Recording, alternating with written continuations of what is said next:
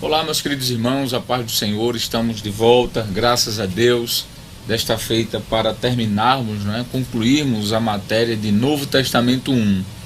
Queremos agradecer primeiramente ao nosso bom Deus, como sempre, por esta oportunidade de estarmos aqui.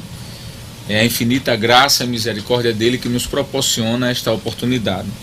E agradecermos também à Escola de Teologia das Assembleias de Deus, a EADEB, na pessoa do nosso pastor-presidente, pastor Ailton José Alves, que é o presidente do Conselho Deliberativo desta escola, como também da doutora Ana Cláudia e do vice-diretor evangelista Nadi Jackson. Meus irmãos, nós estamos neste momento com a oportunidade de lermos a palavra de Deus. Nós queremos convidar os amados a abrirem suas Bíblias, por favor, no Evangelho conforme escreveu Lucas, já que hoje, essa aula de hoje, nós estaremos abordando o Evangelho de Lucas. Em aulas anteriores falamos um pouco sobre o Evangelho de Mateus, falamos sobre Marcos e hoje nós estaremos agora, nesse momento, falando sobre Lucas e no final, na segunda aula, estaremos terminando a matéria falando um pouco sobre o Evangelho de João. Mas queremos convidá-los a abrir a sua Bíblia no Evangelho de Lucas, capítulo 1, versículos do 1 até o versículo de número 4.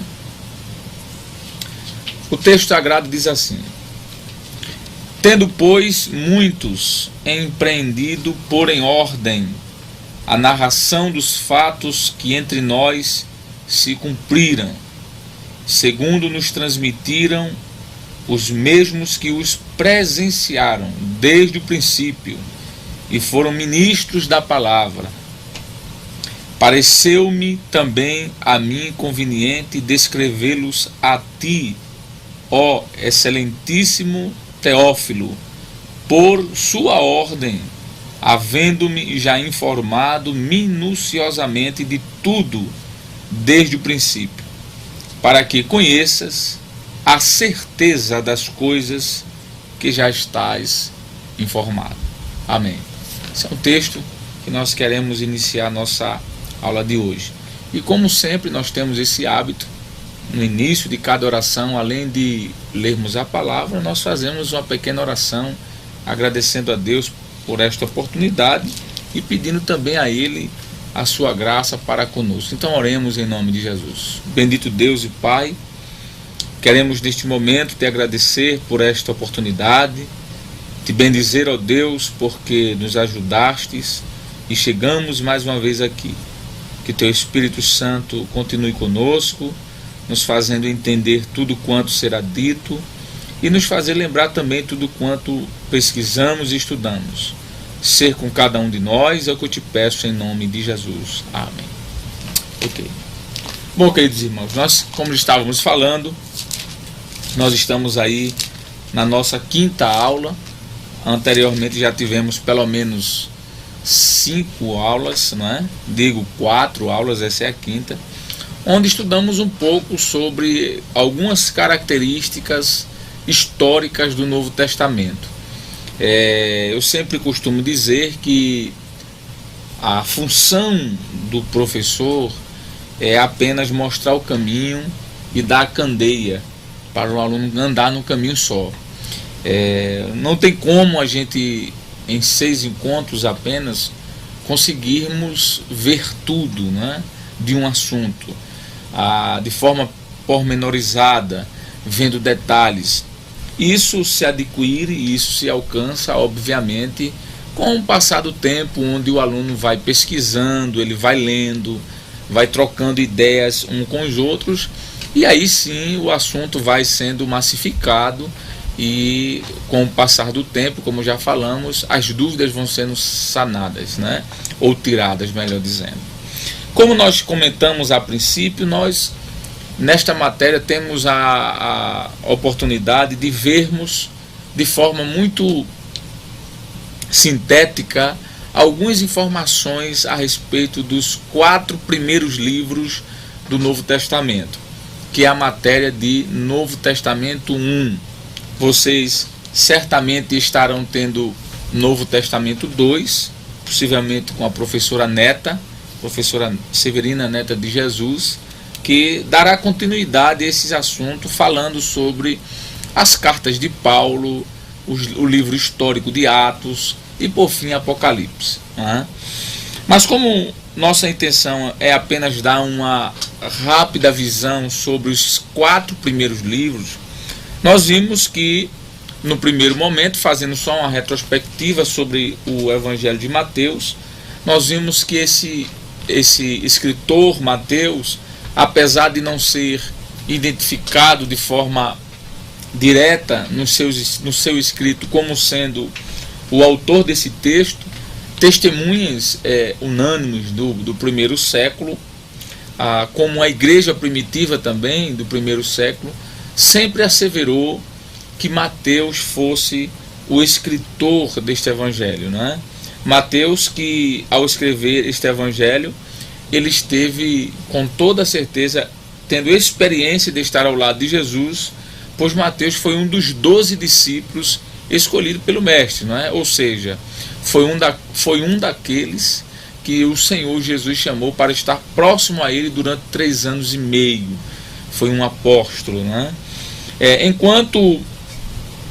Quando nós olhamos para o Evangelho de Marcos, nós vimos isso em aulas passadas, nós percebemos que Marcos, ele escreve o seu Evangelho direcionado para os irmãos que estavam em Roma, para os romanos, especificamente para a igreja que estava naquela localidade, na Itália.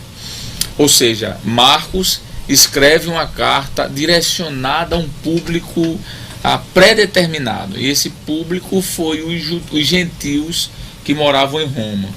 Quando nós olhamos para o Evangelho, por exemplo, de Lucas, que estaremos estudando um pouco sobre ele hoje, nós vamos ver que Lucas envia o seu Evangelho para uma pessoa, né? Teófilo. Esse nome Teófilo é um nome grego. Theo quer dizer Deus e Philo quer dizer amor, né? Teófilo, em outras palavras, para alguns estudiosos significa aquele que ama a Deus, né? Outros dizem aquele que é amigo de Deus por amor. Aí vai variar muito. Mas nós, quando vamos estudar o livro de Lucas, ou digo, melhor dizendo, o Evangelho de Lucas, nós vamos perceber que, diferentemente de Marcos, que envia um evangelho para uma igreja que estava em Roma, crentes romanos, Lucas escreve essa carta para uma pessoa que é Teófilo, né? Possivelmente um amigo dele. Nós vamos estudar um pouco sobre isso daqui a pouco, mas só para que vocês se organizem.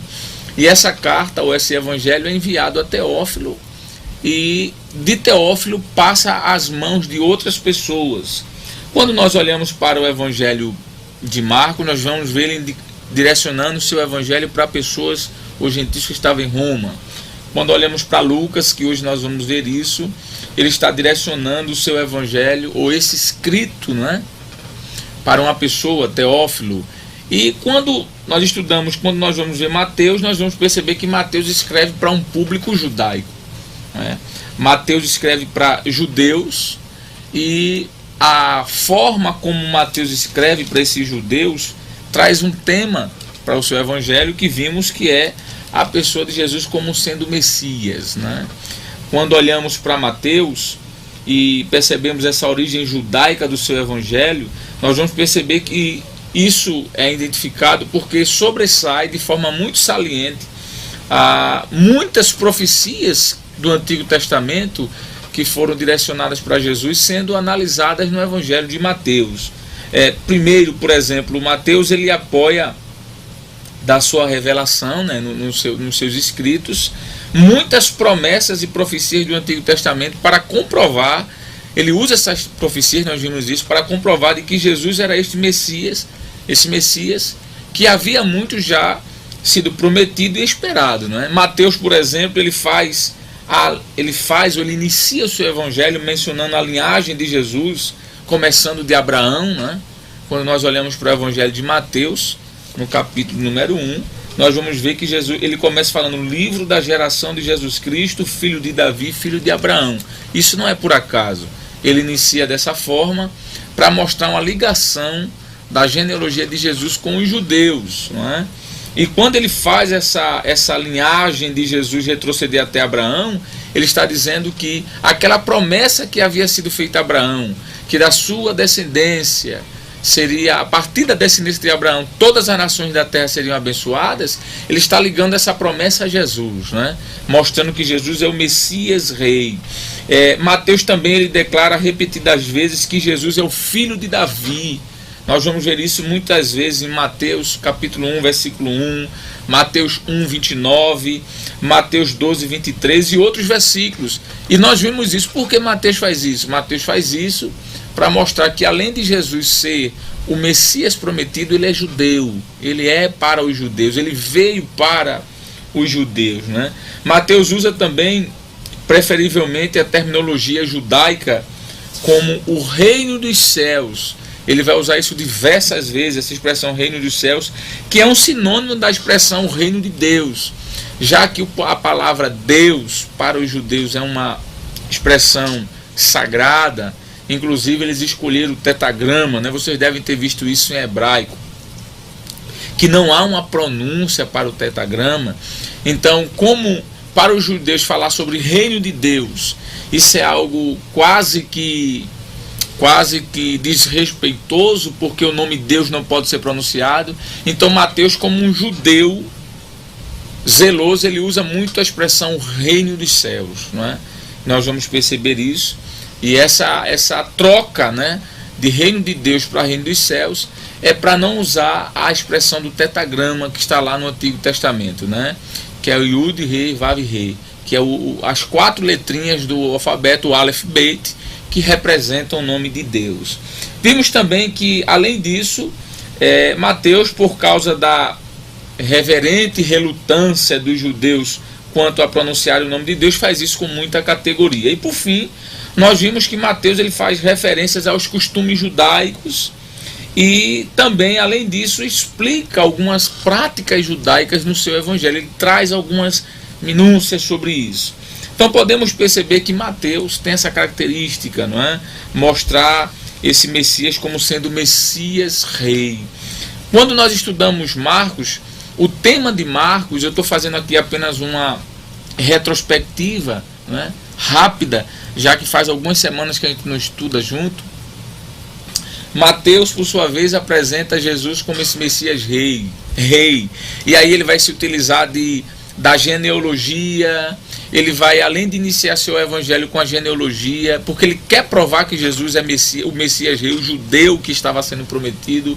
Mateus vai usar muitas citações de profecias do Antigo Testamento apontando para Jesus, como onde Jesus nascia, onde Jesus nasceria, além de onde Jesus nasceria, como seria seu nascimento, até a questão do seu próprio nome, uma indicação do Emanuel, né? Mateus faz isso. Já Marcos, o tema de Marcos ele não se preocupa em mostrar esse Jesus como Messias Rei, mas o tema central de Marcos é mostrar Jesus como um servo, como servo sofredor. E quando nós olhamos para os 4 evangelhos, Marcos ele é o relato, digamos que mais conciso de Jesus a respeito dessa característica, né? Embora esse autor Marcos não se identifique pelo nome nesse próprio livro, assim como acontece com Mateus, nós podemos perceber que o testemunho primitivo, assim como aconteceu com Mateus, aconteceu com Marcos também. O testemunho primitivo e unânime da igreja é de que João Marcos, não é? João Marcos foi quem escreveu esse evangelho. João Marcos, nós vimos isso, que ele foi criado em Jerusalém e pertenceu à primeira geração de cristãos. Quando nós olhamos para Atos dos Apóstolos, capítulo 12, versículo 12, nós vamos perceber isso. Marcos ele teve a oportunidade ímpar de colaborar no ministério de pelo menos 3 apóstolos, não é? 3 apóstolos. Marcos teve a oportunidade, nós vimos isso, de estar adquirindo um pouco de experiência na vida de pelo menos 3 apóstolos. Primeiro foi o apóstolo Paulo, né? Nós podemos ver isso em Atos 13, capítulo 13, versículo do 1 em diante, até o versículo 13. Nós vamos ver a participação de Marcos no ministério de Paulo. Colossenses capítulo 4, versículo 10, Filipenses versículo 24. Mas além de Paulo, Marcos vai também participar do ministério de Barnabé, que era parente, não é? Seu parente. Atos capítulo de número 15, versículo 39, nós podemos ver isso. E por fim Pedro, né? Pedro, em 1 Pedro capítulo 5, versículo 13, Pedro vai falar sobre a pessoa de Marcos no seu ministério. Então, o segundo livro nós vimos isso, que Marcos, que foi quem escreveu, João Marcos, né?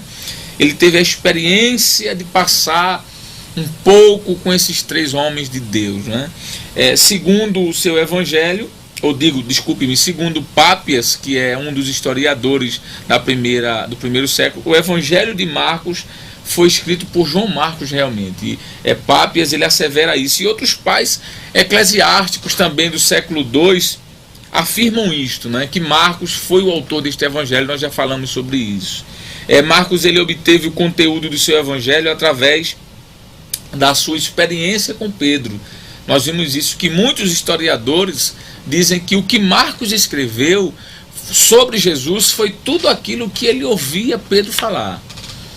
É interessante que alguns historiadores chegam a dizer que o evangelho de Marcos é a escrita de Marcos, mas as palavras eram de Pedro, porque por Marcos estar tão associado a Pedro, ele escreve esse evangelho, o evangelho de Marcos, em Roma, e destina esse evangelho aos crentes de Roma. E Pedro esteve em Roma durante muitos e muitos anos, né?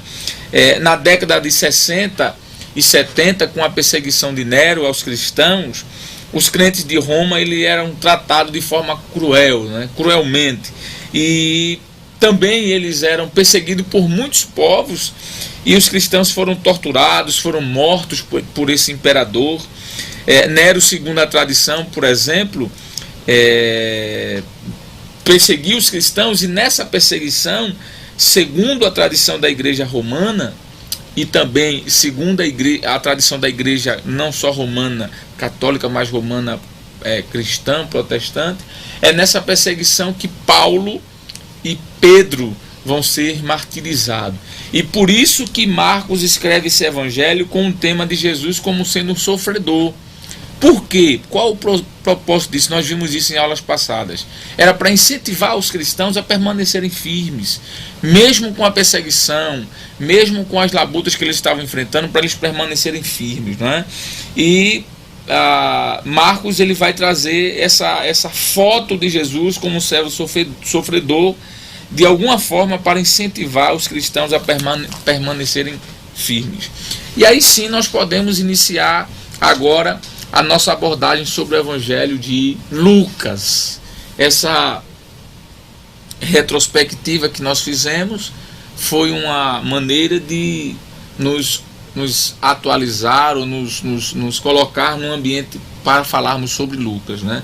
Lucas, que diferente de Mateus, que apresenta Jesus como um Messias Rei, diferente de Marcos, que apresenta Jesus como um sofredor, para que a igreja que estava sofrendo naquele momento pudesse olhar para o Messias, para o seu mestre, e ter um exemplo de vencer o sofrimento. Lucas, ele vai apresentar Jesus como um salvador divino humano.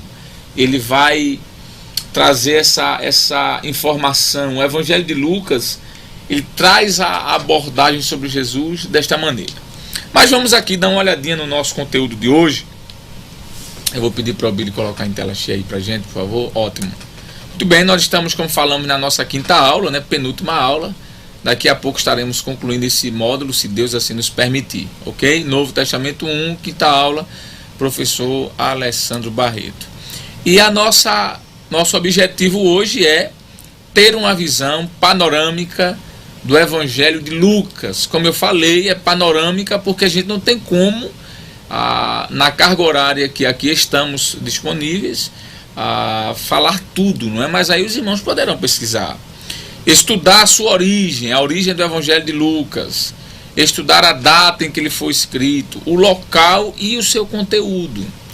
E por fim, ver seus aspectos doutrinários.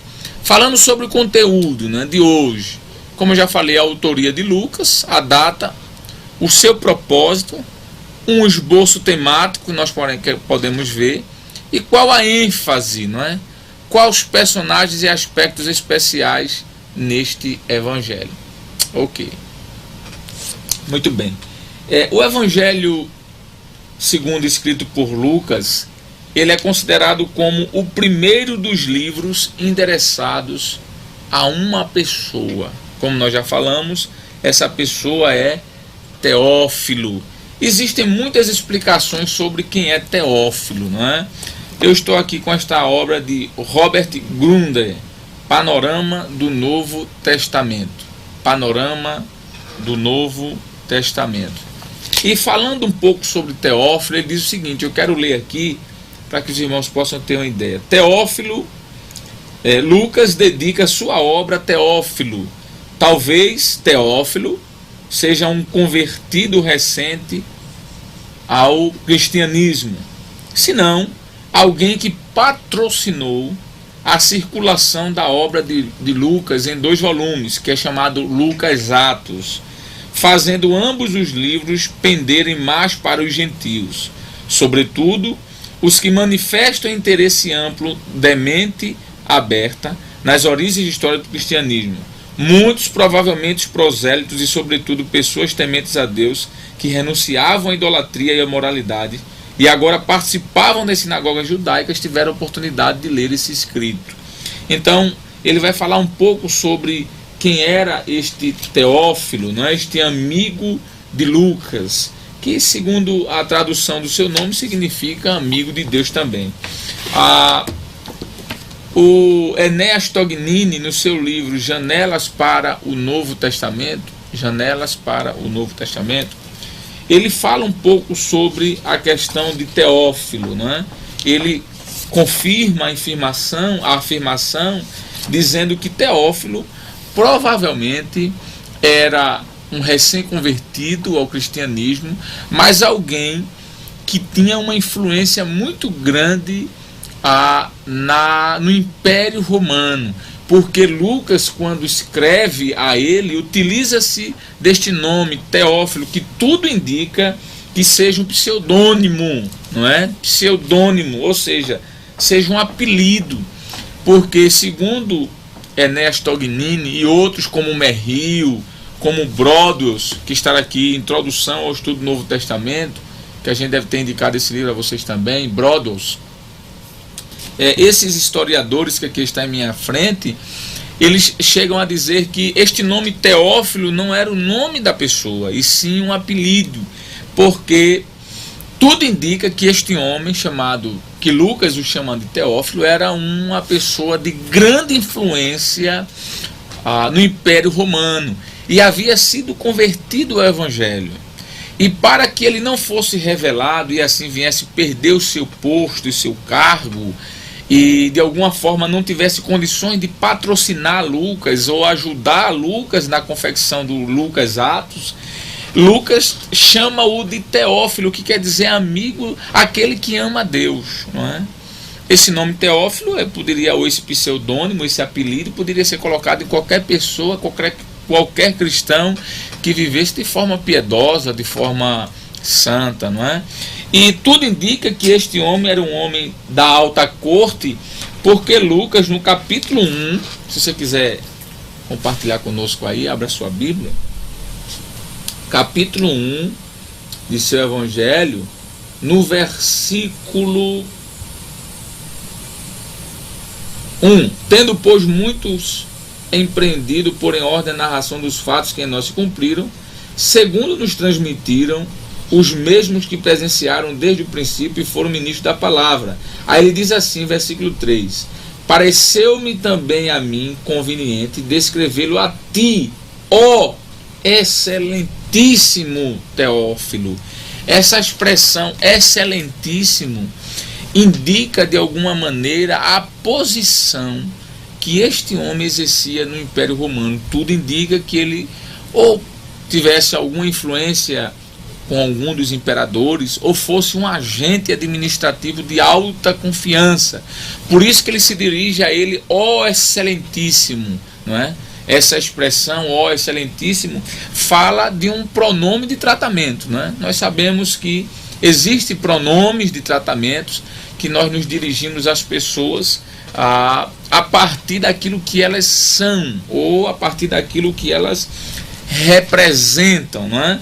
Então, dando continuidade a essa ideia, tudo indica que Teófilo fosse alguém que estivesse ajudando a Lucas a fazer esse evangelho, né? Ou construir esse evangelho. Eu daqui a pouco passo para vocês para algumas perguntas, só concluindo aqui esse pensamento, né?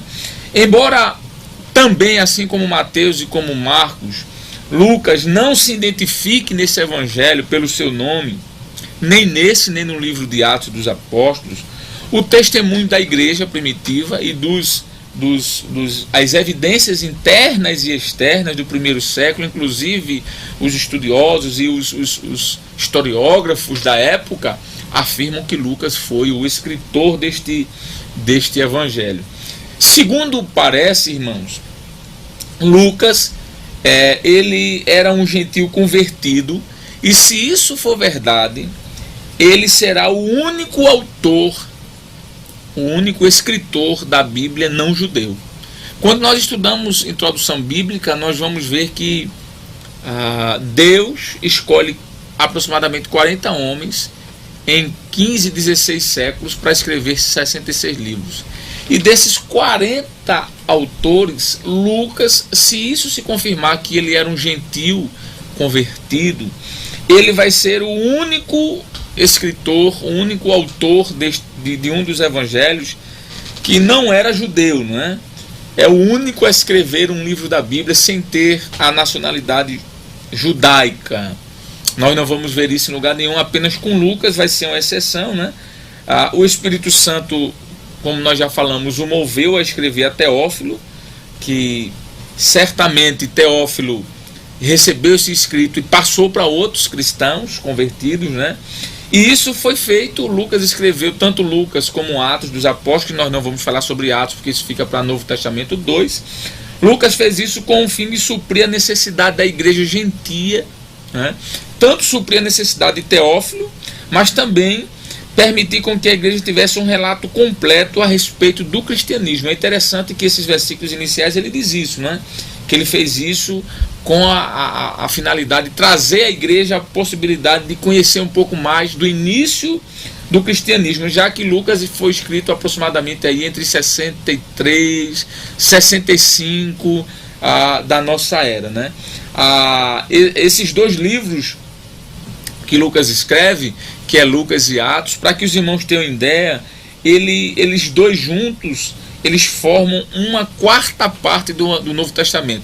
Se pegarmos o Novo Testamento e dividirmos em 4 blocos, só Lucas escreveu um desses 4 blocos, que é juntando Lucas e Atos. Então, apesar de não ser um judeu, se isso for verdade, se isso se confirmar, como a maioria dos estudiosos dizem, foi alguém que contribuiu muito para o escrito canônico da igreja primitiva e também para nossos dias hoje. Vamos ver aí se temos alguma pergunta, por favor. Sim, olá, boa tarde a todos. A pergunta é do Polo São Lourenço, da aluna Jadiane. Gostaria de saber se no livro de Marcos também é dado ênfase a Jesus como Filho de Deus. Ok, muito bem, uma pergunta muito interessante. Veja bem, como nós falamos, né? Cada evangelho, ele se propõe a trazer uma característica de Jesus. Mateus, usando-se das profecias do Antigo Testamento, usando-se da genealogia de Abraão e de Davi, procura mostrar em seu evangelho que Jesus era aquele Messias prometido, né? Yeshua HaMashiach, o Jesus prometido, o Messias prometido. Marcos, ele tem uma outra visão, né? A visão de Marcos é mostrar Jesus como um servo sofredor. Ele não vai se preocupar em mostrar que Jesus era o Messias. A preocupação dele não é mostrar que Jesus, a descendência de Jesus é uma descendência judaica. Não. A preocupação de Marcos é mostrar que Jesus, ele é o Salvador, sim, mas é um Salvador sofredor. Apesar de ser Salvador, ele foi um servo sofredor, né? E por que Marcos fez isso, minha nobre irmã? Ele fez isso com a intenção de dizer para a igreja que estava passando por uma perseguição tremenda com Nero, né? Do ano 64 para cá. Nero incendiou diversos polos de perseguição contra a igreja. Muitos cristãos foram torturados, muitos foram mortos. Então, Marcos tem a intenção de escrever esse evangelho e dizer, olha, assim como vocês estão sofrendo por amor ao evangelho, Jesus também sofreu, então tenham força, tenham ânimo. Então o propósito de Jesus, o propósito de Marcos é mostrar essa característica desse Jesus sofredor, não é? Há inúmeras referências no livro de Marcos do sofrimento de Jesus como exemplo para o discipulado dos discípulos e da igreja. Capítulo 3, versículo 21 e 22, capítulo número 8, versículo 34 a 38, capítulo 10, versículo 30 e versículo 33, versículo 34, 35, capítulo 13, versículo 8 e também do versículo 11 ao 13 e outros versículos, né? Então, não é que Marcos não vá dizer que Jesus não é Deus, não é isso. Mas é que o foco principal da teologia de Marcos é mostrar Jesus como um servo sofredor, diferente de Mateus, que o foco de Mateus é mostrar Jesus como um Messias prometido. A gente não vai ver Mateus mostrando essa característica de sofrimento de Jesus, ok? Muito bem, vamos para frente. Não sei se ainda tem alguma pergunta. Tem mais uma dúvida do Polo Petrolina, do aluno Marcos. Professor, em uma outra aula foi pedido o trabalho sobre os evangelhos de Mateus, Marcos e Lucas, sendo que foi aberto o link para postagens de Mateus e Marcos. Qual ficará o trabalho do evangelho de Lucas? Ok, vejam bem, a última aula nós passamos duas atividades, ok? Nós passamos duas atividades. Capítulo 9 do livro de Merrill e o capítulo 10 também do livro de Merrill, né? E foi pedido para os irmãos lerem e fazerem uma pequena redaçãozinha de 25 linhas, no mínimo. Claro, se os irmãos quiserem fazer mais, podem fazer. Então essa é a atividade. Eu, no intervalo dessa aula para a aula seguinte, eu vou verificar, de repente eu posso ter solicitado algo diferente, e se eu fiz assim eu conserto, tá bom? Mas a atividade para a nota de vocês é essa. Inclusive hoje não teremos atividade para nota, teremos atividade de conhecimento, de leitura, mas não para nota, tá certo? Mas vamos continuar. Então, retornando aqui ao nosso assunto, Lucas, como nós já falamos, ele traz essa pesquisa histórica, não é? Lucas traz uma pesquisa histórica. Pelas epístolas de Paulo, nós vamos perceber que esse Lucas, além de ser historiador, ele era médico.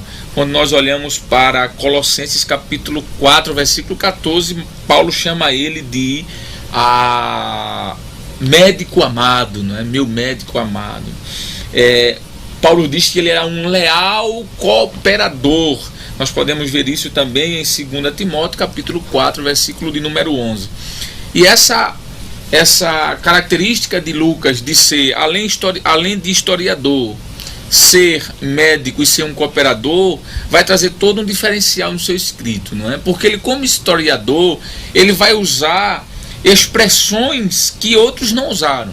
Inclusive, quando vamos estudar sintaxe do Novo Testamento, quando nós vamos estudar um pouco mais a literatura grega, nós vamos perceber que Lucas é o único dos evangelhos que utiliza palavras com um contexto acadêmico diferente dos demais, não é?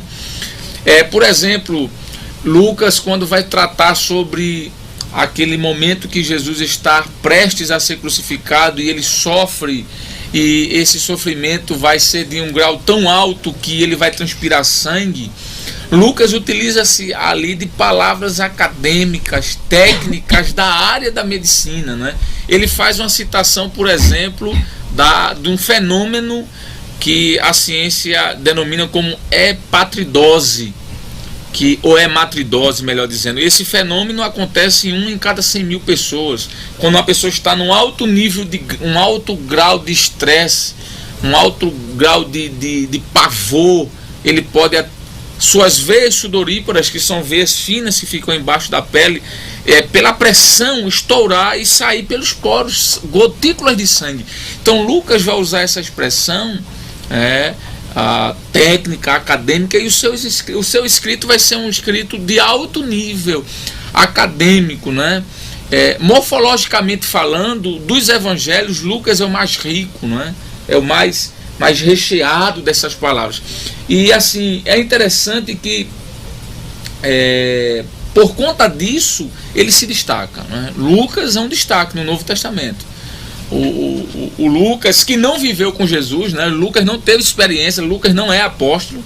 Tem muita gente que confunde. Não, Lucas, o apóstolo Lucas, nunca você poderá dizer isso, porque Lucas não viveu com Jesus. E uma das características para ser apóstolo era ter vivido com Jesus. Além de ter vivido com Jesus, era ter sido escolhido por ele, não é? Por isso que hoje não existe apóstolo. Essa história de apóstolo fulano, apóstolo, isso é uma fraude, irmãos. Isso é um fiasco da teologia. Apóstolo fulano de tal.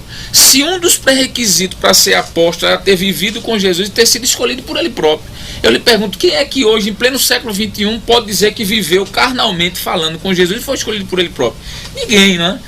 Então Lucas não era apóstolo, mas Lucas era um historiador, um pesquisador nato, como já falei, um cooperador do apóstolo. Os trechos que nós encontramos em Atos,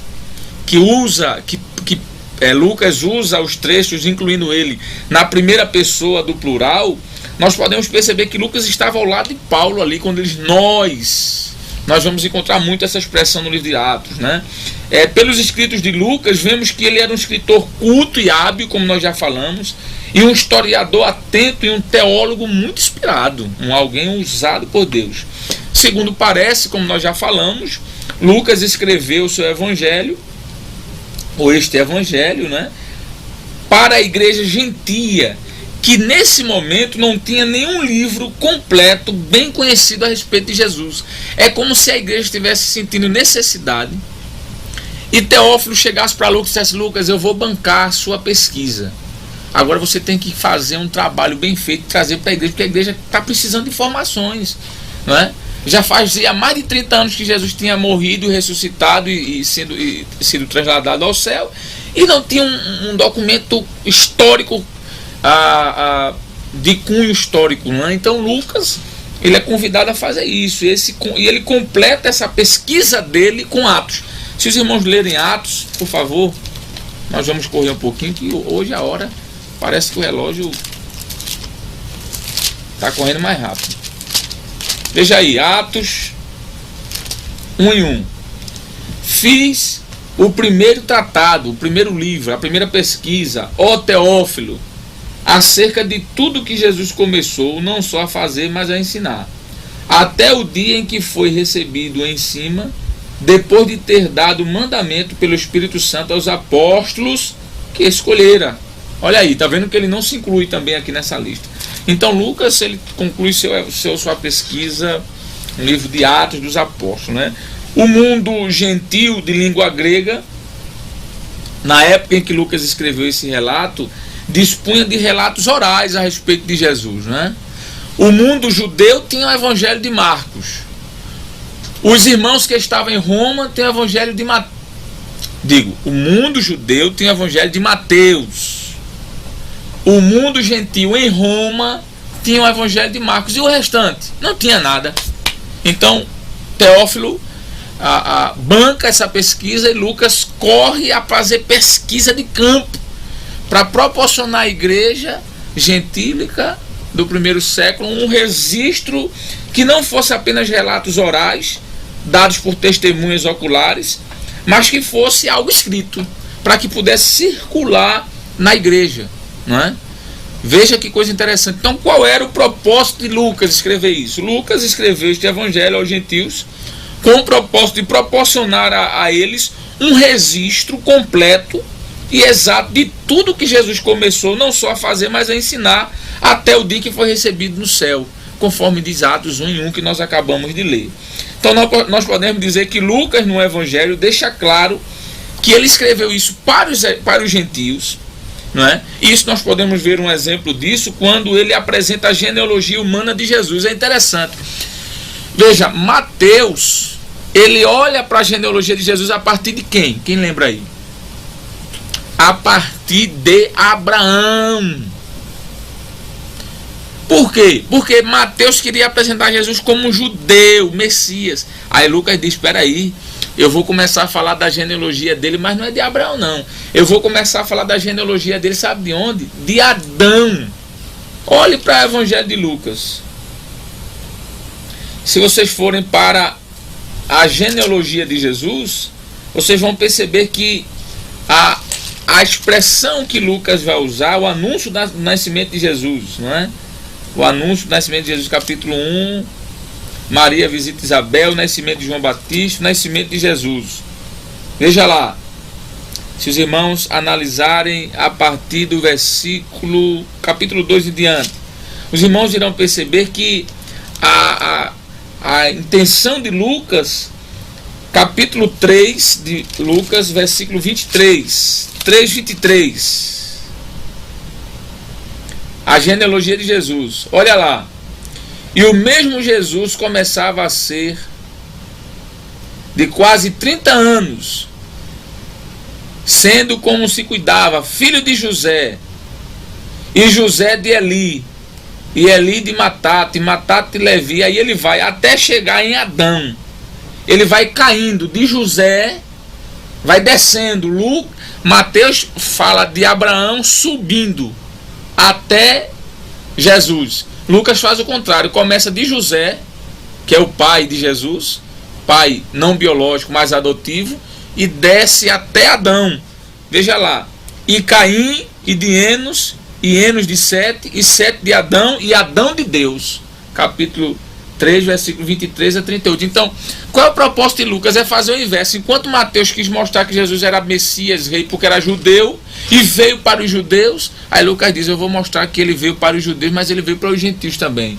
Porque antes dos judeus existia Adão. E Adão representa não só judeus, mas judeus e gentios, porque ele é o pai de todos os homens. Então a proposta de Lucas é mostrar que Jesus é não só descendente de Abraão, mas descendente de Adão. Ele não é até Abraão, conforme fez Mateus, né? Lucas, Jesus é visto claramente como Salvador divino humano. Então é uma perspectiva interessante essa de Lucas, e era preciso a gente falar isso. Vamos ver se tem alguma pergunta. Temos sim, do Paulo Araçoiaba. No versículo 3, Lucas se dirige a Teófilo da seguinte maneira: por sua ordem. Isso pode indicar que o Teófilo pediu que Lucas fosse o tratado? Sim, meus amados. Terminou a pergunta? Pediu que Lucas fizesse o tratado? Desculpa. Sim, eu que lhe peço desculpa que eu te interrompi antes da fala. Sim, com certeza, sim. E foi isso que nós falamos anteriormente, não é? Aqui na tela, eu queria que Billy colocasse aí, por favor. Tela cheia, Billy, me ajuda aí. Vocês vão encontrar sobre a autoria do Evangelho de Lucas aí na página 180 do livro de Merrill. Quem estiver com ele aberto aí, uma Xerox, ou quem conseguiu comprar, pode ler aí sobre a autoria dele, tá certo? Voltando aqui à pergunta do nosso irmão. Sim, a pergunta está correta. Lucas empreendeu essa pesquisa por ordem de Teófilo, sim. Exatamente, o texto deixa muito claro. Pareceu-me bem a mim conveniente escrever a ti, ó excelentíssimo Teófilo, por sua ordem, havendo-me já informado minuciosamente tudo que desde o princípio, não é? Versículo 2: segundo nos transmitiram os mesmos que os presenciaram desde o princípio e foram ministros da palavra. Lucas escreve Atos Lucas e Atos com uma ordem, né, de Teófilo. Exatamente, está corretíssimo. Falando sobre a autoria, desculpe, o Ernesto Agnini diz: Lucas é o único autor sagrado do Novo Testamento. E Lucas é o único autor sagrado do Novo Testamento e das demais escrituras que não foi judeu. Olha aí. Isto testifica de fato que em Cristo não pode haver grego nem judeu, circuncisão nem circuncisão, bárbaro, cita, escravo, livre. Porém Cristo é tudo em todos. Colossenses 3:11, né? Embora grego, o que se depreende da facilidade com que redigia no melhor koiné da época, não foi desprezado. Ou seja, Lucas, apesar de grego, ele utilizou-se de expressões conhecidas para os judeus. É verdade que alguns modernos sugerem a possibilidade de Lucas ter sido judeu, nascido fora de Israel, mas isso é extremamente improvável, não é? É possível, alguns acham que é possível que Lucas ele fosse um judeu de descendência, mas um gentio de nascimento, do local onde ele havia nascido. No grego, seu nome aparece como Loukas, provavelmente a abreviação do nome latino Lucanos ou Lucilos. Portanto, parece que seu nome reflete a ideia de luz e, por sua vez, um nome judeu, um nome gentio, né? Muitos se perguntam se Lucas foi um ministro ou um leigo. Nada há nas páginas do Novo Testamento que nos autorize a atribuir a Lucas um ofício ministerial. Nós não podemos dizer que Lucas exerceu na igreja primitiva um papel ministerial. O que nós sabemos é que ele tinha sim um poder de oratória muito grande, ok? Ele ainda diz o seguinte: se Marcos foi o porta-voz de Pedro, pode-se aceitar que Lucas foi o porta-voz de Paulo. Muito interessante isso aqui que Enéas Tognini nos traz na página 94. De quem foi companheiro e cooperador em muitos anos de sua vida. Se nós podemos dizer que Marcos escreveu o que escreveu por conta da experiência que teve com Pedro, nós podemos dizer também que Lucas escreveu o que escreveu sobre Jesus pela experiência que ele teve com Paulo. Inclusive, nos últimos momentos de Paulo, Paulo chega a dizer isso, que todos lhe abandonaram, né? Menos Lucas, que estava ao seu lado, lá no momento da prisão em Roma. Então, Enéas Tognini continua dizendo: mas foi muito independente. Lucas, apesar da grande contribuição que ele teve de Paulo, ele foi muito independente desde em suas investigações históricas, mesmo porque Paulo não era uma das testemunhas oculares originais de Jesus. Não há certeza sobre o que sucedeu a Lucas após a execução de Paulo em 67 depois de Cristo. Mas o prólogo antimarcionita apenso em algum lugar ao seu evangelho, informa que Lucas continuou a seguir solteiro ao Senhor e morreu em Beócia, na Grécia, por volta do ano 84. Isso é o que diz a tradição, ok? Vamos ver se tem mais alguma pergunta. O mesmo Paulo quer saber qual a página do livro Janelas para o Novo Testamento, que foi lida pelo professor. Pronto, eu estava na página 93, agora estou na página 94 desse livro aqui, olha. Ok? Quem tiver ele aí pode me acompanhar. Veja aí onde tem a autoria. Ok? Autoria. Lucas também demonstrou possuir forte senso de ética profissional, né? Enquanto Marcos escreveu em capítulo 5, versículo 25 e 26, certa mulher muito padecera à mão de vários médicos, Lucas, referindo-se ao mesmo episódio, disse apenas: e a quem ninguém tinha podido curar. Logo, ele não desprezou seus colegas médicos. Enquanto Marcos disse que aquela mulher do fluxo de sangue por muitos anos procurou médicos e eles não puderam curar, Lucas não usa a expressão médico. Isso mostra um senso ético profissional muito grande, já que ele era médico também, não é? Então, muito bem. No livro que ainda estou em mãos, na página 95, quem tiver aí e quiser acompanhar, tem o nome o título Confirmação da Autoria Lucana, não é? É um bom texto isso aqui, que vai mostrar que existem documentos históricos da igreja que mostram que Lucas era o autor deste evangelho, certo? Muito bem. Falando um pouco sobre a data e lugar, eu estou agora na página 98 do livro Janelas para o Novo Testamento, de Enéas Tognini e João Marcos Bentes. Ok? Ok, local, data e lugar. Para quem, por favor, Billy, coloca aí para mim em tela cheia. Obrigado, nobre amigo. Pronto, para quem está com esse livro de Merrill, você pode olhar aí na página 84, tá certo? Você vai ver sobre a data e o lugar, onde Lucas estava e quando ele escreveu esse evangelho, na página 184. Ok. E quem tem um livro Janelas para o Novo Testamento é na página 98. Vamos ver se tem mais alguma pergunta. Temos sim, do Paulo Abreu Lima, do aluno Naildo.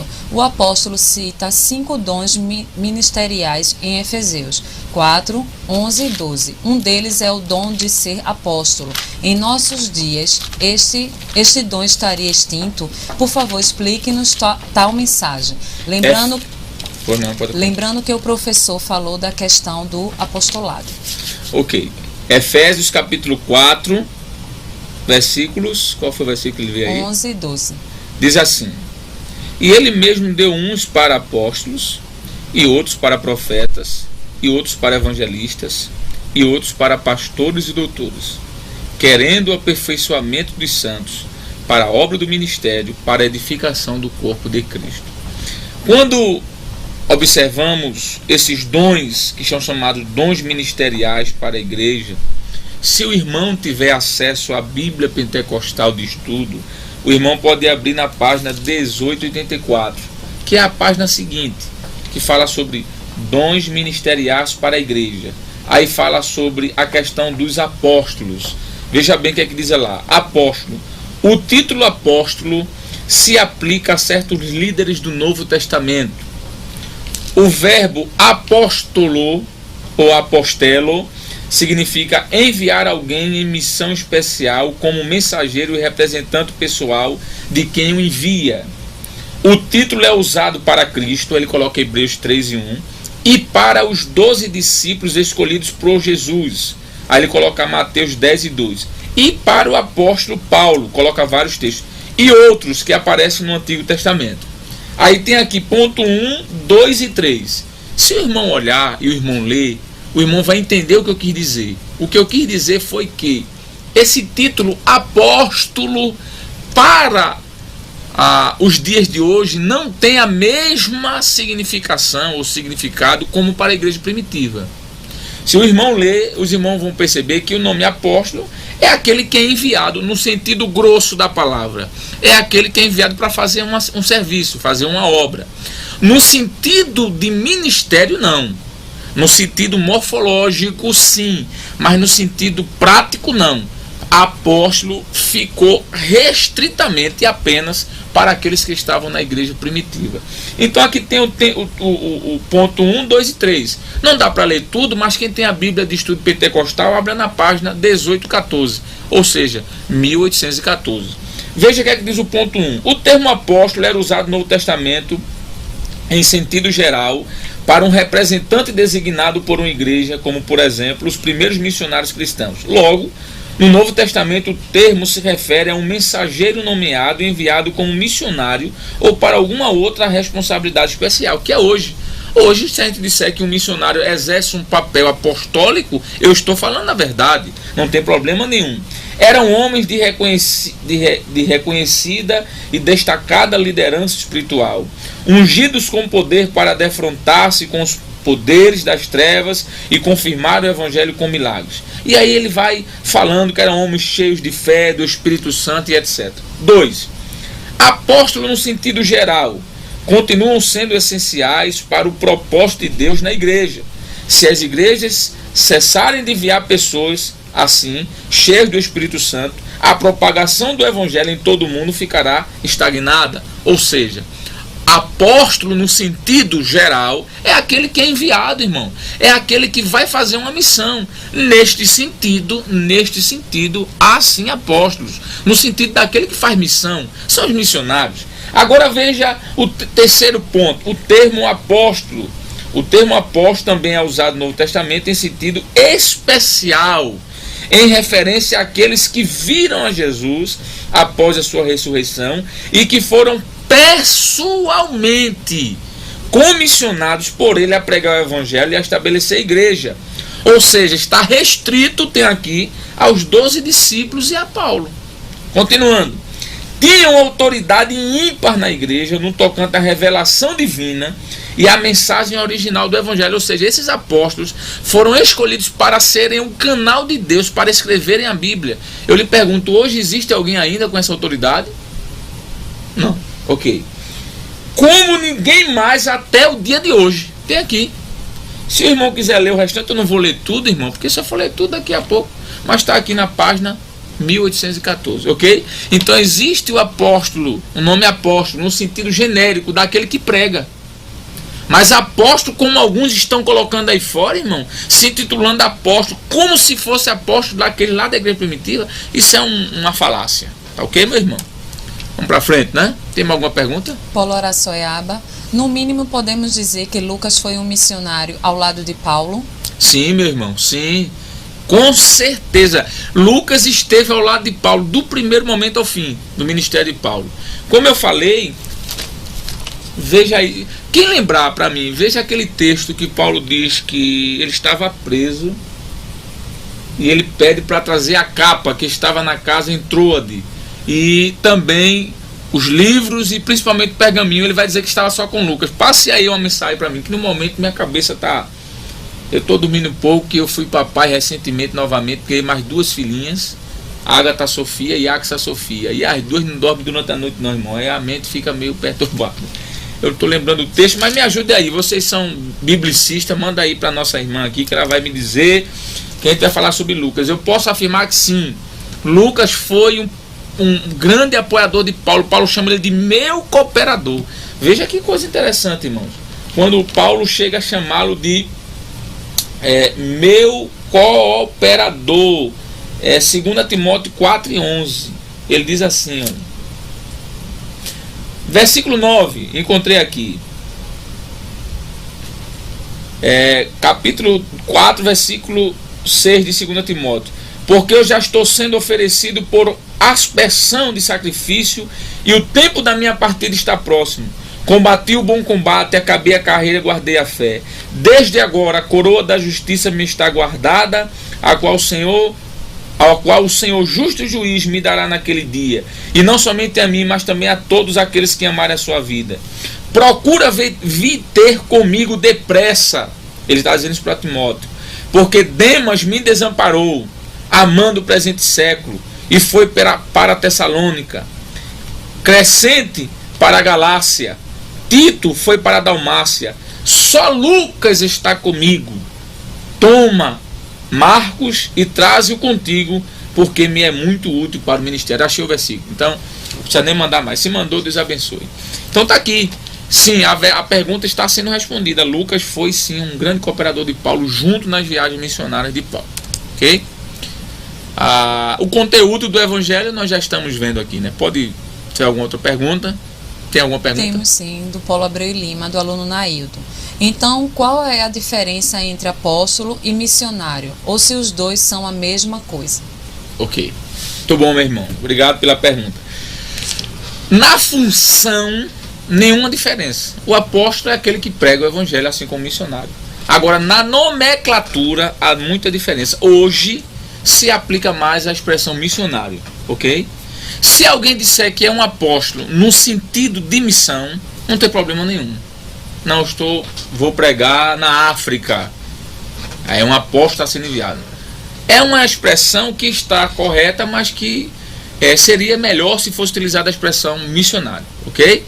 Tem mais alguma pergunta? Temos sim, do Paulo Vitória. Podemos afirmar que o nosso pastor José Amaro, presidente de 58 a 77, exerceu um ministério apostólico? Aluno Misael. Não só o pastor José Amaro, meu irmão, mas o pastor José Leôncio, o pastor Ailton, exerce um ministério apostólico no sentido de ser um líder da igreja, de ser o cabeça, porque os apóstolos não eram cabeça da igreja primitiva. Agora, recebeu o título como um apóstolo, título este que foi dado restritamente aos apóstolos da igreja primitiva, não. Nem o pastor José Leôncio, nem o pastor José Amaro, nem o pastor Ailton, nem outros pastores que vieram antes dele vão receber esse título como os apóstolos da igreja primitiva. Agora, receber o nome de apóstolo, ser considerado como um apóstolo, no sentido de ser um desbravador da obra, no sentido de ser um líder da igreja, no sentido de ser um pregador, um missionário, sim, meu irmão, pode sim, com toda certeza. O que eu quero que os irmãos entendam aqui é fazer uma distinção entre questões de ministério. Ofício é uma coisa, irmão, e ministério é outra. É outra, não é? Por exemplo, eu posso dizer que há profetas como profetas do Antigo Testamento? Sim e não. Vou explicar. Sim, no sentido de ser profeta, do falar a palavra de Deus, né? Mas não no sentido profeta como os profetas da escrita. Aqueles profetas que eram profetas que falavam e escreviam e produziam isso aqui, ó, que nós chamamos de Bíblia. Nós chamamos de Bíblia. Eu lhe pergunto, eu posso dizer que há esses profetas ainda? Não, não há profetas desses daqui. Mas continuam existindo profetas hoje? Sim. Quais profetas? Aqueles que falam a palavra de Deus. E aqueles que, além de falar a palavra de Deus, porque essa é a profecia maior, aqueles que têm dons do Espírito, de línguas, e profetizam através do Espírito, que não são os mesmos profetas do Antigo Testamento. Então eu posso dizer que existem profetas e não existem profetas. Existem profetas daqueles que falam a palavra e são usados pelo Espírito Santo para trazer revelações do futuro. Mas não há profetas do ponto de vista do Antigo Testamento, como Isaías, Malaquias, Daniel, que eram homens que profetizavam e escreviam a Bíblia. Do mesmo jeito é a questão dos apóstolos, ok? Tem mais perguntas? Muito bem, nós já estamos terminando, temos alguns minutinhos aí, né? Muito bem, sobre o esboço do livro, né? O esboço de Lucas, os irmãos poderão estar lendo no livro de Merrill, página 185. Leiam, meus irmãos, esse livro. Vocês estão aí com a cópia, é importante que vocês leiam. Até porque, como eu falei, essa abordagem que nós trazemos aqui, que é mais um nível de conversa, de discussão, é mais para abrir o caminho para vocês, tá certo? A gente está passando o candeeiro para vocês, dizendo, ó, vá em frente e quando escurecer, fique com ele nas mãos. Ok? Muito bem.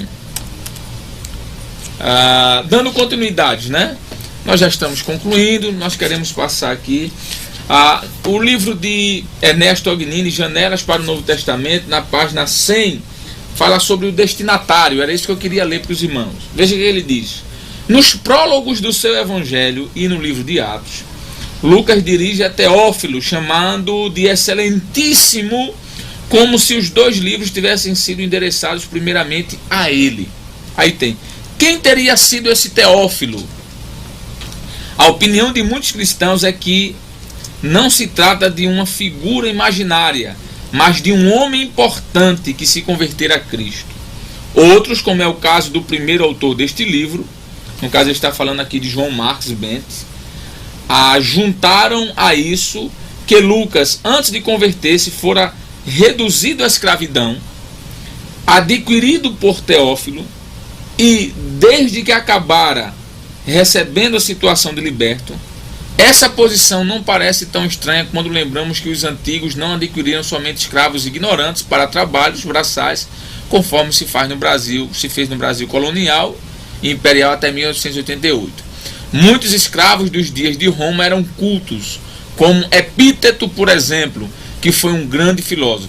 Então, Teófilo, pois, teria solicitado que Lucas, homem primorosamente educado e capaz, ou seja, um médico, investigasse os fatos relativos a Cristo e ao cristianismo primitivo e trouxesse para ele como forma de escrito. Alguns acham que Lucas era um servo de Teófilo, um escravo, que não era um escravo braçal, mas era um escravo que cuidava da saúde de Teófilo e da família. E Teófilo, assim que se converte, Lucas já era crente nessa época, pede que Lucas faça uma pesquisa e traga para ele informações para ele tirar suas dúvidas sobre o cristianismo. E ele diz aqui, sendo Teófilo algum homem importante nos círculos políticos, simpatizante do cristianismo, ou mesmo um cristão que que leu a história narrada por Lucas. Assim, Teófilo estaria sendo, sim, um homem usado por Deus para ser o canal de bênção para a igreja primitiva. Estamos terminando aí já esse primeiro momento. Nós queremos dizer para os irmãos que leiam, não é? O que está em Merrill, página 191, que fala sobre os personagens. Muito bem, chegamos aqui ao finalzinho. Qual é a nossa atividade para hoje? Leia o capítulo 10 do livro de Merrill, o Novo Testamento, sua origem e análise, e faça anotações dos principais pontos. Não precisa postar nada. Essa atividade é uma atividade de leitura, não é? Vocês vão ler, vocês vão ver o que a gente estudou em sala de aula e reforçar e incrementar mais informações, tá certo? Então leiam, não precisam postar. O que vocês postaram para a nota foi aquelas 2 atividades da aula anterior. Aquilo ali é a sua nota. Se você conseguiu postar, parabéns. Se você não conseguiu, nós vamos verificar com a STEADEB, com a secretaria, a possibilidade de vir uma nova data para assim você fazer, tá certo, meus irmãos? Então, que Deus em Cristo continue abençoando a todos vocês, e daqui a alguns instantes nós estaremos no nosso segundo momento, que será a última aula dessa matéria. Vamos ter um pequeno intervalo de 20 minutos e retornaremos com a segunda aula.